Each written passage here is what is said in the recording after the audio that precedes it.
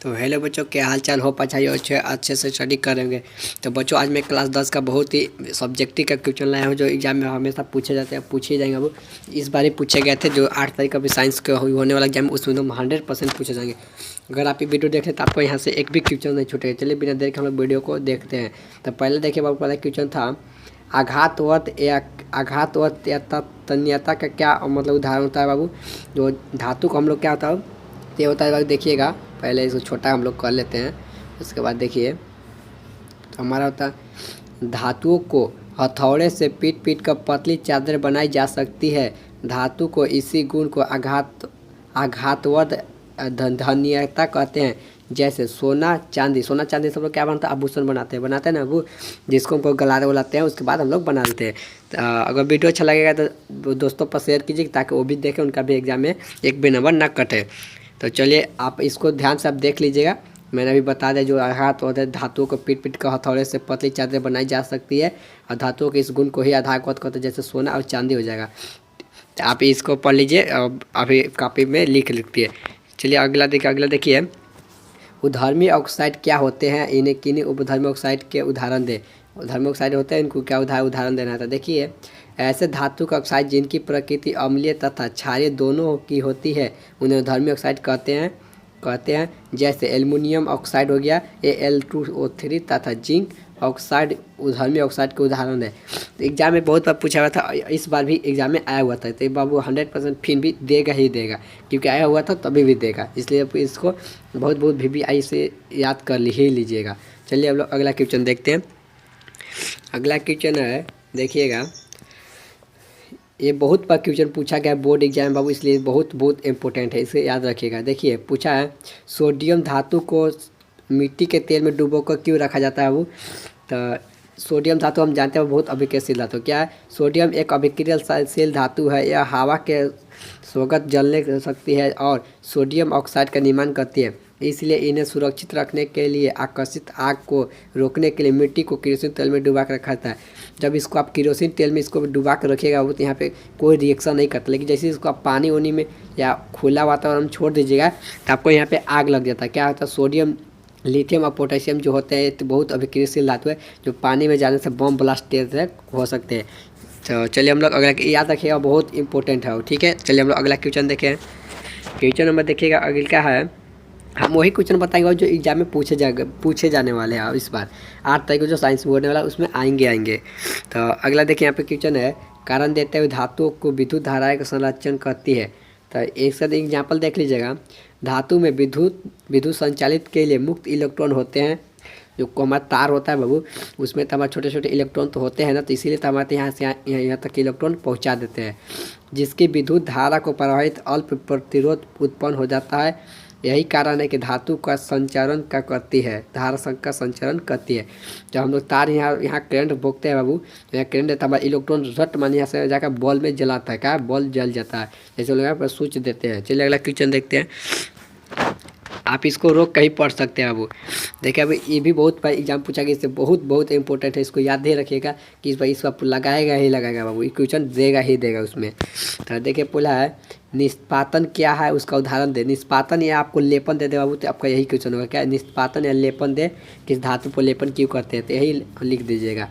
तो देखिए यहाँ पे कार्बोनेट अयस्क को सीमित या वायु की उपस्थिति में अधिक तापमान पर गर्म करने पर यह ऑक्साइड में बदल जाता है और इस भाप में बदले वाली अशुद्धियाँ बाहर निकल जाती है। इस प्रक्रिया को निष्पात कहते हैं। जैसे अगर यहाँ पे जिंक कार्बोनेट दिया होगा प्लस में उष्मा जब इसको दीजिएगा तो हम अपने का जिंक ऑक्साइड बनेगा, प्लस में CO2 निकल जाएगा। क्या होगा? CO2 निकल जाएगा।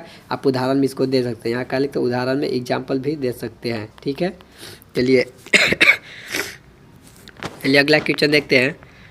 अगला क्वेश्चन बाबू कि हमारा खनिज और अयस्क में क्या अंतर है? हमारा खनिज और अयस्क होता है, उसमें क्या अंतर है बाबू? तो देखिएगा अभी हमको, आप देखिएगा इसको छोटा थोड़ा करते हैं हम लोग,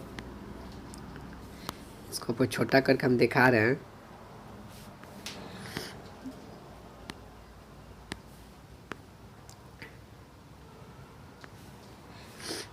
चलिए पहले खनिज में देख लीजिए। पहले खनिज में देखिए क्या होता है बाबू, यह सभी खनिज अयस्क नहीं है, सभी खनिज अयस्क नहीं होते हैं। सभी दूसरा का पॉइंट में देखिएगा, सभी खनिजों से धातुओं का निष्कर्षण नहीं हो सकता है। सभी खनिजों से धातुओं का निष्कर्षण नहीं होता, क्योंकि सब थोड़े कोयला से थोड़े धातु बनेगा, नहीं ना बनेगा। बॉक्साइड तो भले एल्युमिनियम बन जा रहा है, आयरन है तो भले यहाँ पे आयरन को हो जा रहा है। वहीं पे देखिएगा जब अगला क्वेश्चन नंबर तीसरा का पॉइंट पे देखिए लिखा हुआ है, भूपटपट्टी में प्राकृतिक रूप से पाए जाने वाले तत्वों या यौगिकों को खनिज कहते हैं। तो बहुत बार अगर आपको खनिज भी बोल देते हैं तो आप तीसरा का नंबर वाला पॉइंट लिख दीजिएगा ना, तो आपका ये राइट आंसर हो जाएगा। और देखिए अयस्क क्या होते हैं। अयस्क तो चलो हम लोग डिफिनेशन तो उसका भी देख लेते हैं। तो जो अयस्क होता है देखिए क्या होते हैं, सभी खनिज अयस्क होते हैं। सभी जितने खनिज, कोई भी खनिज हो, या कोयला हो या आयरन हो या एल्युमिनियम, ये सब क्या होता है, अयस्क होते हैं। ठीक है। फिर यहाँ देखिए सभी अयस्क धातु का निष्कर्षण हो सकता है। तीसरा का पॉइंट में क्या है, वे खनिज जिनके धातु आसानी से कम खर्च में प्राप्त की जाती है उसे अयस्क कहते हैं बाबू। तो आप यहाँ पे तो ध्यान से पढ़ लीजिएगा और एग्जाम में आपका एक भी नंबर यहाँ से नहीं छूटने वाला बाबू। और अपने दोस्तों के पास भी शेयर कीजिए ताकि वो भी देख सकेंगे। चलिए हम लोग अगला आपको इम्पोर्टेंट अगला क्वेश्चन दिखाते हैं।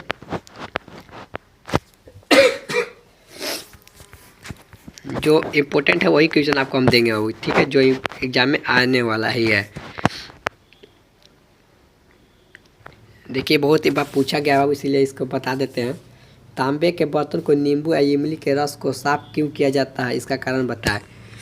तांबे जानते हैं तांबा और जो नींबू और अथी इमली होता है वो कैसा होता है, वो खाटा होता है। क्या होता है, बहुत से एक खाटा है या अम्लीय तरफ होता है, ठीक है, खाटा लगता है जैसे अम्लीय होता है। और जब भी हम कभी भी तांबे का अगर तार को अगर अम्लीय देता है तो इसका क्या होता है, इसका जो काला वाला जो हरा पड़ जाता है वो डायरेक्ट छूट जाता है। क्या तो छूट रिएक्शन करके हट जाता है। तो चलिए यहाँ पे देखते हैं क्या लिखा हुआ है, उसको पढ़ते हैं हम लोग। तो देखिए लिखा हुआ है, तांबे पर क्षारीय कॉपर का कार्बोनेट की लेयर बन जाती है जिसके कारण उसकी रंग मलिन हो जाता है। जब तांबे के बर्तन को नींबू से या इमली के रस से साफ किया जाता है तो नींबू या इमली में उपस्थित अम्लीय पदार्थ कॉपर सल्फेट से अभिक्रिया कर उसे तांबे के बर्तन को अलग कर देते हैं। जब आप तांबे का बर्तन है बाबू, उसके इमली के मतलब खाटा पदार्थ से जो कहते हैं इमली, या आप उसको नींबू से जब लगड़िएगा तो आपका साफ़ हो जाता है। 100% नहीं होगा लेकिन आपका 80% साफ़ हो ही जाता है। तो देखिए जिससे बर्तन साफ़ होकर चमकने लगता है और खट्टे पदार्थ क्षारीय कॉपर कार्बोनेट को हटा के सक्षम होता है, इसलिए इसे खट्टे पदार्थ को बर्तन से साफ प्रवाहित होता है। चलिए हम लोग अगला क्वेश्चन देखते हैं। ये बहुत इंपॉर्टेंट है इसलिए आप इसको याद कर लीजिएगा। चलो अगला क्वेश्चन देखते हैं। क्वेश्चन नंबर 18 में देखिएगा, क्वेश्चन नंबर दूसरा देखते हैं बाबू। ये देखिए बहुत इंपॉर्टेंट क्वेश्चन, ठीक है, इसको याद रखिए बाबू। धातु के गुण के आधार पर धातु और धातु में अंतर स्पष्ट करना है। धातु और धातु में अंतर स्पष्ट करना है। तो सबसे पहले हम धातु में देख लेते हैं धातु में क्या होता है। तो आप ध्यान से देखिएगा, यहाँ पे दिया है धातु। धातु हम लोग यहाँ पॉइंट ऊपर लिख लेंगे धातु आए, और फिर उसके बाद देखिए पहला पॉइंट लिखेंगे, धातुओं के परमाणु आयन बनाते हैं जैसे सोडियम प्लस Mg+2 बनाते हैं। अगला दूसरा का पॉइंट लिखेंगे, धातुओं के ऑक्साइड क्षारीय होते हैं। धातुओं का ऑक्साइड कहता है क्षारीय होता है वो। यहाँ पे एग्जाम्पल पे NO2O, अब H2O जब करेंगे तो 2NOH लिख सकते, सोडियम हाइड्रोक्साइड लिख सकते हैं। तो आप एग्जाम्पल भी दे सकते हैं। अगर तीसरा का पॉइंट है, धातु तनु अम्लों में घुलकर हाइड्रोजन गैस मुक्त करते हैं।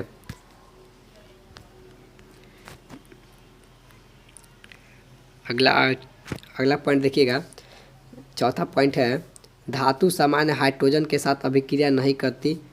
अपवाद में क्या होता है वो, जो लिथियम सोडियम और कार्बन आदि होता है हाइड्रोजन से अभिक्रिया कर आयनिक हाइड्रोजाइड बनाते हैं। आपको पाँचवा पॉइंट देखिएगा, धातु अवरक्त होते हैं। धातु अवकारक होते हैं। क्या धातु अवकारक होते हैं। चलिए हम लोग अब अधातु देख लेते हैं। धातु क्या होता है वो, अधातु में देखिएगा यहाँ पे धातु सबसे पहले लिख लेंगे दोनों साइड से। हम यहाँ पे हम लोग क्या लिखे धातु, यहाँ पे क्या लिखे, यहाँ पे धातु लिख देंगे, और इधर पे हम लोग क्या लिखेंगे अधातु। क्या लिखेंगे अधातु, और दोनों में यहाँ कंपेरिजन एग्जाम में ऐसे लिखिएगा, ठीक है। यहाँ पे भले हम ऐसे बता दे रहे हैं, ठीक है। तो चलिए अधातु हम लोग देख लेते हैं। अधातु में क्या है, पहला पॉइंट में लिखिएगा, अधातुओं के परमाणु ऋण बनाते हैं जैसे ClO2 क्या होता है, ऋण बनाते हैं धातु, माइनस चार्ज होता है। क्या होता है, माइनस चार्ज होता है। अगला बाबू देखिएगा, अधातु अधातु के ऑक्साइड अम्लीय होते हैं। अधातु का ऑक्साइड कैसे होता है, वो अम्लीय होता है। जैसे कि हमारे इसमें जब एक कार्बन डाइऑक्साइड को H2 में देंगे तो हम लोग क्या अम्ल बन जाता है। आप एग्जाम्पल में दे सकते हैं। या जल से अभिक्रिया कर अभिकारक के अम्लीय बना देता है। अगला तीसरा पॉइंट पर देखिएगा लिखा हुआ है। तीसरा पॉइंट पर लिखेंगे अधातु सामान्यतः तनु अम्लीय से अभिक्रिया नहीं करती है। धातु सामान्यतः तनु अम्ल से अभिक्रिया नहीं करती है। ठीक है। चौथा पॉइंट में देखिए लिखेंगे। चौथा पॉइंट का ऊपर करके देख रहे बताते हैं। चौथा पॉइंट में है देखिए धातु हाइड्रोजन के साथ अभिक्रिया का संयोजक हाइड्रोडाइट बनाते हैं। जैसे अमोनिया NH3 और H2 को जब अति करेंगे तो यहाँ पे H2 है। पाँचवा पॉइंट में देखिए लिखेंगे अधातु ऑक्सीकारक होते हैं अपवाद कार्बन। ऑक्सीकारक होते हैं अपवाद में एक कार्बन है जो चारों कर से अब इलेक्ट्रॉन दान लेता है। वो क्या करता है, तार से इलेक्ट्रॉन लेता है। इसको याद रखिएगा। चलिए हम लोग अगला क्वेश्चन देखते हैं।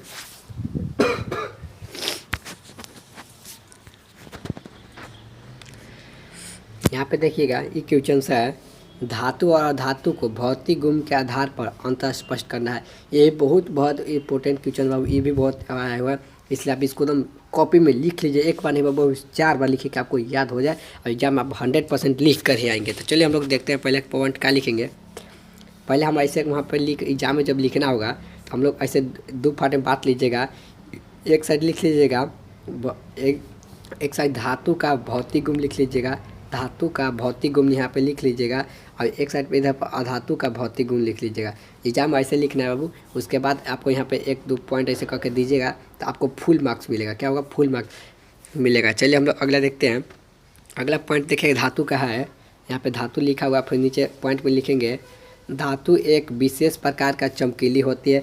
कब देखते हैं किसी भी धातु को अगर लगड़ दीजिएगा ऐसे भी देखिएगा वो चमकता था, क्या चमकता, लेकिन धातु जो होता है वो चमकता है, लकड़ी नहीं चमकेगा। बहुत सारी चीज़ें जो धातु में नहीं चमकते हैं। चलिए तो यहाँ पे लिखेंगे धातु एक विशेष प्रकार की चमकीली होती है। दूसरा पॉइंट पे लिखिएगा धातु विद्युत धनात्मक होती है। तीसरा पॉइंट पे लिखिएगा धातु ऊष्मा एवं विद्युत का सुचालक होती है। अगला है कोई भी धातु में अगर आप यहाँ पे करंट दीजिए तो यहाँ पार हो ही जाता है ना। तो चलिए अगला क्वेश्चन देखिए। चौथा पॉइंट में लिखेंगे धातु आघात व तथा तन्यता होते हैं। धातु को पीट कर हम लोग चादर बना देते हैं। तो पाँचवा पॉइंट में लिखेंगे धातु के घनत्व तो उच्च होते हैं। छठा पॉइंट में लिखेंगे हथौड़े से पीट कर धातुओं को विशेष प्रकार की चीज़ें बनाई जा सकती है। ध्वनि निकाली, जिसे ध्वनि भी कहते, ध्वनि कहते हैं। ध्वनि भी उसको पीटेंगे तो आप स्कूल में देखेंगे घंटी बजता है भाई आप लोग के। जैसे लग क्वेश्चन देखिए। सातवां पॉइंट में देखिए लिखे देंगे साधारण ताप पर धातु ठोस अवस्था में होती है। सिर्फ मरकरी ही एक ऐसी है जो साधारण द्रव पर ताप द्रव पर होती है। आप अधातु में देखिएगा पॉइंट क्या लिखेंगे। तो अधातु में आप देखिएगा पहले आप अधातु पर लिख लेंगे और लिखेंगे अधातु ऐसी है जो चमकीली नहीं होती है। अपवाद में आयोडीन होती है जो ग्रेफाइट होती जो चमकीली होती है। अगला पॉइंट देखिएगा अधातु विद्युत ऋणात्मक होती है, सिर्फ हाइड्रोजन धनात्मक होती है। तीसरा पॉइंट में लिखिएगा अधातु ऊष्मा तथा विद्युत का कुचालक होती है, सिर्फ हाइड्रोजन है जो ग्रेफाइट है जो कुचालक होते हैं। चौथा पॉइंट में लिखिएगा धातु आघात होता तन्यता नहीं होते। प्लास्टिक अपवाद प्लास्टिक गंध का तन्यता। अगला पॉइंट देखिए लिखेंगे हम लोग। अगला पॉइंट में देखिए है धातु के घनत्व तो निम्न होते हैं। अधातु ध्वनि नहीं निकालते, इसे पीट कर टूक कर चूर हो जाते हैं, पीटने से चूर हो जाते हैं। ठीक है। अब अगला है अधातु साधारण ताप पर ठोस या गैस होते हैं, सिर्फ ब्रोमीन है जो दाब ताप पर द्रव होती है। ठीक है। तो आज के लिए वीडियो इतना ही। अगर आप लोग बहुत सारे बच्चे हैं जो कमेंट करेंगे तो मैं उनके लिए वीडियो अभी लाता रहूँगा। अगर आपको ऐसी वीडियो बहुत सारी चाहिए जो एग्जाम आपको एक भी नंबर ना कटे तो हमारे चैनल को सब्सक्राइब कर लीजिए। बहुत बच्चों लोग शेयर कीजिए और हमारे कमेंट कीजिए कि आपको और वीडियो चाहिए। तो चलिए अगले वीडियो में मिलते हैं हम।